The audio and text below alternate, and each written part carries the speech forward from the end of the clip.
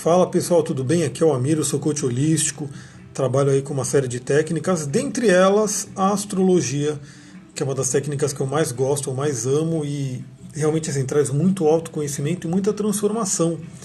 E eu tô aqui, como eu comentei ontem e espalhei aí no WhatsApp, no Facebook, falando que eu ia fazer uma live breve, falando um pouquinho sobre como a gente pode trabalhar relacionamentos com o mapa astral, relacionamento afetivo. Então assim, o mapa astral, na verdade, ele é uma ferramenta de diagnóstico. Tá? Então, assim, isso daqui é basicamente o que eu, como coach, poderia utilizar para entender a sua situação.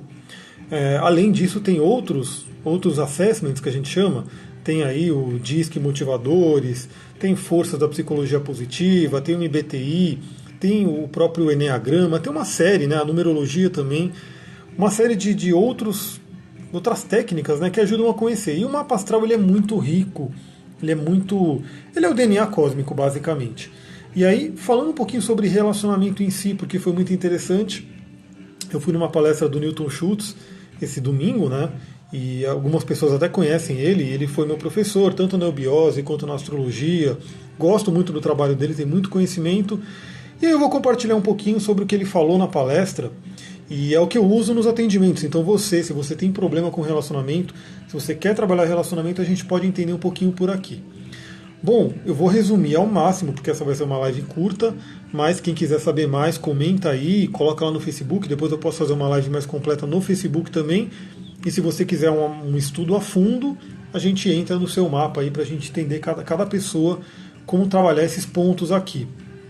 Bom, a gente tem primeiro, falando de relacionamento em si, esse eixo que é muito importante, certo? Aqui é o ascendente, que para você conhecer realmente seu ascendente, você tem que saber exatamente o horário que você nasceu, que por exemplo está aqui. Eu coloco no programa exatamente o horário de nascimento e ele me dá esse ponto, que é o ponto do ascendente, que é a casa 1. Ele é um figura, eu também adoro astrologia, quero roda de estudos, vamos fazer roda de estudos de astrologia também. Eu estou resolvendo aí umas questões aí com o meu notebook para a gente poder começar. Mas quero fazer muito a roda de astrologia online. Então aqui, tendo a sua hora de nascimento, tendo a data, o local, tudo, você tem o primeiro ponto que é o ascendente. O ascendente, ele é a cúspide da casa 1, certo? Aqui é a casa 1. O meu ascendente é peixes, é 28 graus de peixes, eu vejo aqui, tá? Então aqui a gente tem as coordenadas. E aqui a gente pega o ascendente, no meu caso é 24 graus de peixe, na verdade, não é 28, 24. Aliás, o número 24 ele faz parte do meu mapa, né? Tem aqui 24 graus de aquário também, 24 graus em Vênus. Tudo isso a gente estuda, tá? Tudo isso a gente tem, esses graus têm um significado também. Então eu tenho aqui 24 graus de peixes, que é o meu ascendente, a cúspide da minha casa 1. O que é o ascendente? Ele é o eu, é a minha personalidade, é o meu caminho de vida, é o meu corpo. A gente tem aqui Sol e Lua também, e o Sol representando o espírito, Lua, alma, e o ascendente é o corpo. E o ascendente, na verdade, todos os signos, eu sempre falei isso, a gente tem 12 signos, mas na verdade a gente tem 6. Porque são 6 eixos de uma mesma energia. Então, no meu caso, o meu eixo, casas 1 e 7, envolve o quê? O eixo Virgem Peixes. E aí, no meu caso, também, fundo do céu e meio do céu envolve o eixo Gêmeos e Sagitário. O que a gente tem aqui? Casa 1, né? É como você é o seu eu. É uma casa equivalente ao signo de Áries. Então, se pegar os atributos do signo de Áries, vai ter mais ou menos o que é a casa 1. Então, aqui é quem sou eu. É o meu agir perante a vida. E aqui eu vou percorrer todas as casas e vou chegar na casa 7. A casa 7 é o outro. Cici Rodrigues quer fazer o mapa, vamos fazer. Então, manda mensagem lá para mim no e-mail que a gente marca e faz. Casa 7, que é considerado também o descendente, até para vocês terem uma ideia, eu nasci 8 e 7 da manhã. Então o Sol nasce aqui, geralmente umas 6 da manhã, e ele começa a percorrer. Aqui é o meio-dia, né, que é o meio do céu, e aí aqui ele começa a se pôr, e aqui é onde ele se põe, que é o final da tarde, aí depende do dia para o horário que ele vai se pôr, que é considerado também descendente, que é a casa do outro. O que é a casa do outro? A casa do outro geralmente é o que a gente procura num relacionamento, e é o que a gente encontra. Uma coisa que acontece também é que esse outro geralmente é algo que a gente tem e a gente não enxerga no outro. Isso pode ser tanto coisa boa ou quanto pode ser sombra, né, que você projeta no outro. Se você não estiver legal com esse eixo, a casa 7 você pode projetar. E aí, se tratando exatamente da palestra que ele deu, falando um pouquinho mais especificamente, para você atrair fisicamente alguém, para você estar com alguém, e que é alguém que tem uma vibração de acordo com a sua, você tem que ter um equilíbrio entre a casa 1 e a casa 7. O que significa ter esse equilíbrio? Vamos traduzir isso em termos muito práticos. Você tem que ser você mesma, né? Você não pode deixar de ser você, você tem que ter bem claro quem é você, por isso é importante o autoconhecimento quando a gente fala de relacionamento afetivo, saber quem é você e também viver o outro, né? Ou seja, se você tem um desequilíbrio aqui, o que pode acontecer? Aqui são aquelas pessoas que são egocêntricas, que só pensam nela mesma. Quem nunca não se relacionou com uma pessoa assim? Né? Aquela pessoa que só pensa nela mesma, que não compartilha, que tudo é do jeito dela, que ela manda em tudo, enfim. É quando a pessoa está vivendo muito nesse polo aqui, que é o polo do eu. Ou pode acontecer, e geralmente acontece, muito até com mulher, mas pode acontecer com homem também, já aconteceu comigo muitas vezes, eu tenho uma tendência a isso, né? A pessoa viver só a casa 7, ou seja, viver para o outro. Então é quando a pessoa, de repente, em um relacionamento, Marine, adora minhas explicações, gratidão, muita gratidão, fico muito feliz em saber. É importante que eu consiga ser claro, né, para poder transmitir, porque tudo isso é símbolo e eu preciso transmitir de uma forma que todo mundo entenda.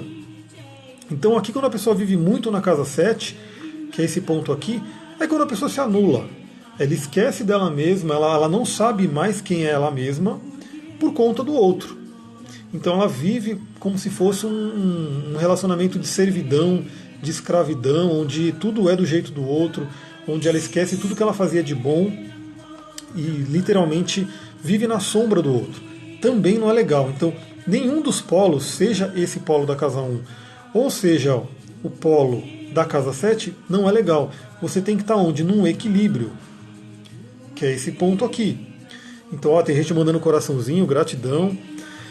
Esse equilíbrio significa o quê? Que você vive o seu eu, você vive quem você é, você tem um autoconhecimento de quem você é, mas também você respeita o outro. Porque, na verdade, quando você chega nesse equilíbrio, você entende que você é o outro. Quando você está num relacionamento intenso, daí que eu falo que é diferente dos relacionamentos da casa 5, tá? Que é um namorico, é um peguete, é um crush, é um, sei lá, né, como é que vocês podem chamar aí. E é o relacionamento da casa 7 em si, que é realmente quando você está num compromisso, num relacionamento sério com alguém. Então você entende, você respeita aquela pessoa, né, porque você entende que ela é como você também, ela é parte de você. E depois da casa 7, como eu sempre falei, vai para a casa 8, que é a casa do Tantra, é a casa onde realmente as pessoas se fundem. Mas se fundem de uma forma positiva, de uma forma saudável. Então você tendo esse equilíbrio que está aqui, você atrai alguém. Então você se cura e você atrai alguém que vai ser legal. Um ponto interessante é que, por exemplo, alguém que tem uns signos mutáveis, assim que nem eu, Virgem e Peixes, eu tenho sim muita tendência de me fundir com o outro, de esquecer de mim e de realmente viver pelo outro. Mas é uma coisa que você tem que aprender a ter esse equilíbrio. E aí no positivo você se flexibiliza para o outro. Então assim, é diferente. Uma coisa é você se anular e se machucar e esquecer de você mesma por causa do relacionamento.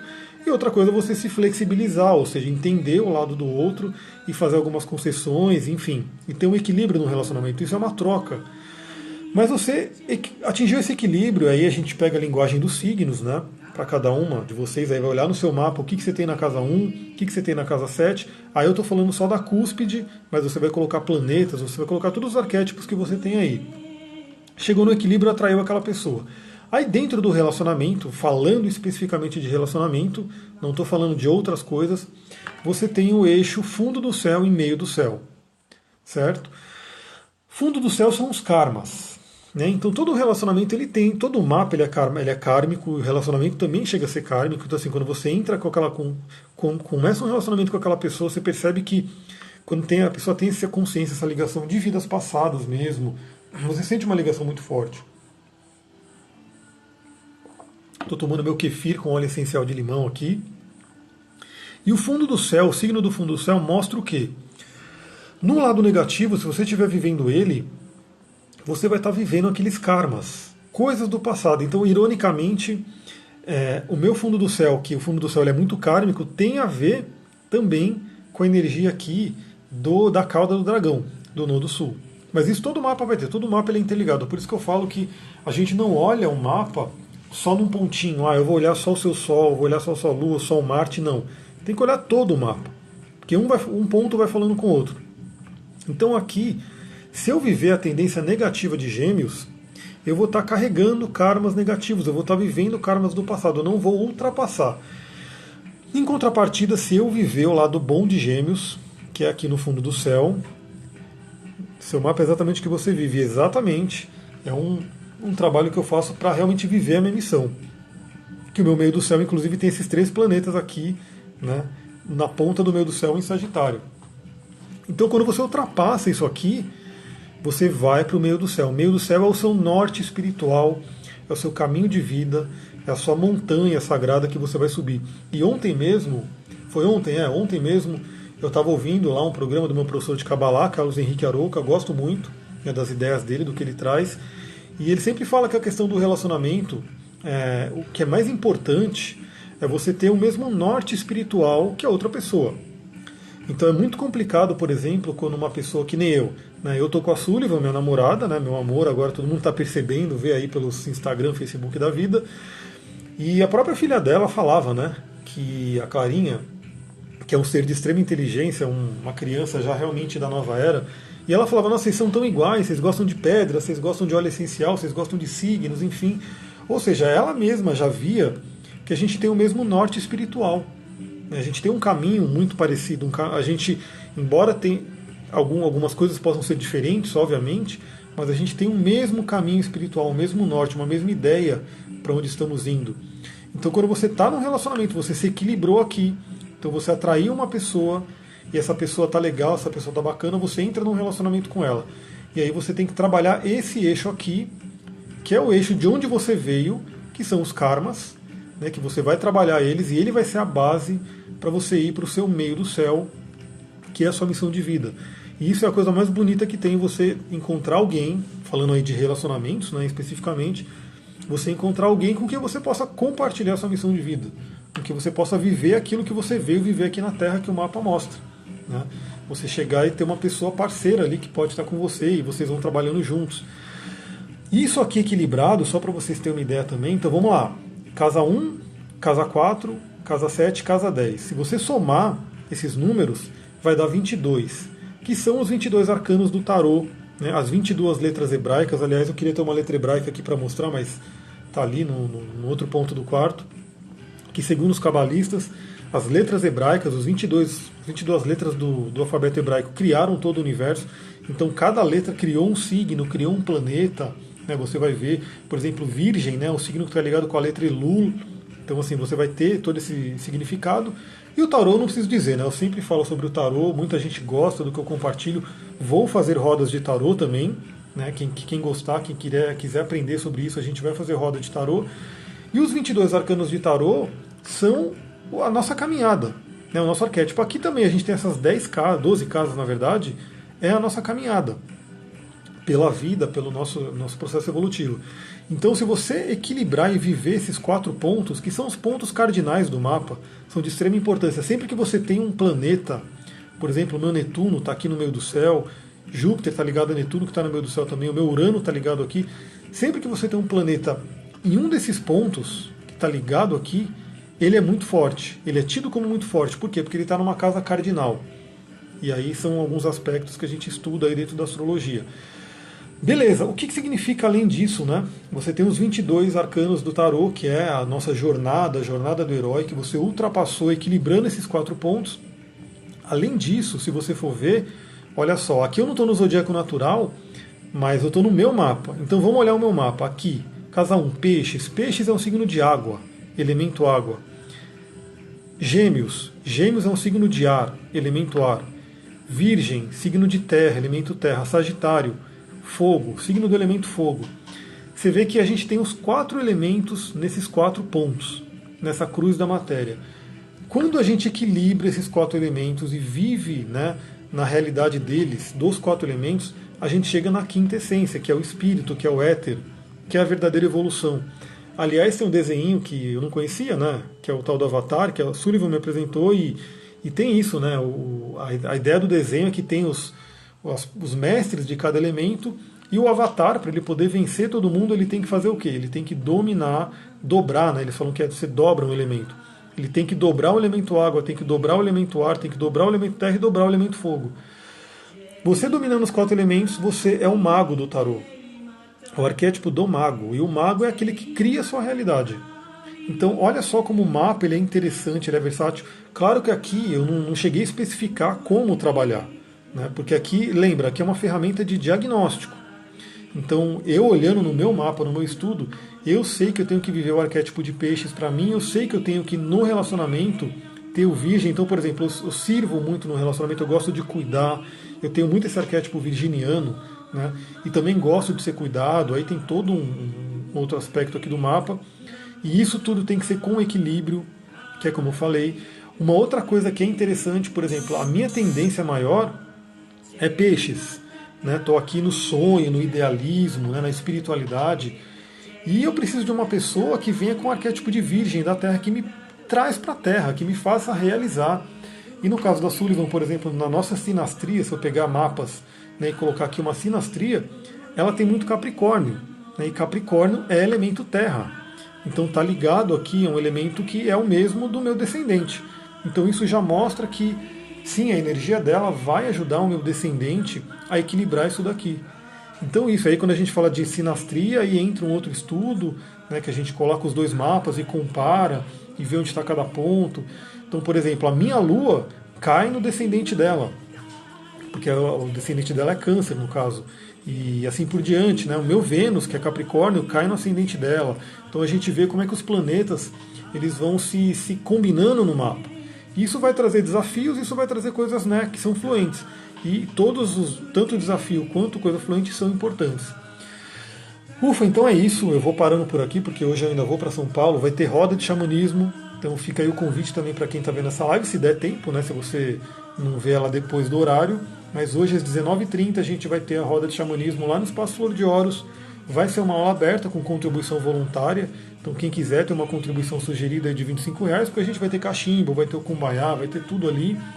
E vai lá, mas também se não quiser contribuir, só vai lá, aparece e compartilha com a gente ali. E vai ser uma segunda aula aberta para a gente juntar, né, formar a turma que está sendo de terça-feira. Então eu estou abrindo uma turma de xamanismo na terça-feira. E aí é uma oportunidade de você conhecer o que é o xamanismo, né, se vale a pena, se não vale a pena. Eu já te digo que o xamanismo tem muito a ver com isso também. E óbvio, né, na minha roda de xamanismo não tem como eu não falar de signo, não tem como eu não falar de planeta e de todos esses outros assuntos que eu trabalho. Beleza, galera? Gratidão aí para quem assistiu. Eu vou postar algumas coisas no site agora, vou continuar meu trabalho aqui. Quem for lá à noite, né, dá um alô, fala eu vou, e aí a gente se encontra lá. Tá bom? Gratidão, até mais. Tchau, tchau.